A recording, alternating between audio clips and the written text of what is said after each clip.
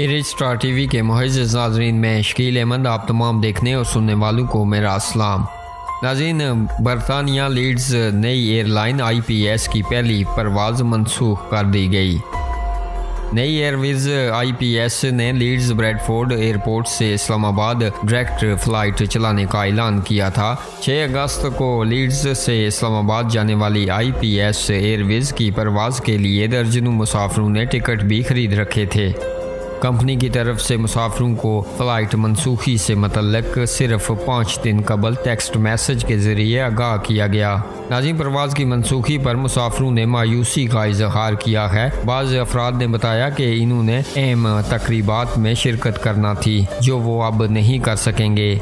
कानूनी तौर पर परवाज़ मनसूखी से मतलब 2 हफ्तों का नोटिस देना चाहिए था। इतने मुख्तसर नोटिस में दीगर एयरलाइंस के महंगे टिकट कुव्वत खरीद से बाहर हैं। IPS एयरवेज के मुताबिक परवाज़ लीड्स ब्रैडफोर्ड एयरपोर्ट पर अमले की कमी के बायस मनसूख की गई है, जबकि मुसाफिरों को इनकी रकम वापस की जाएगी।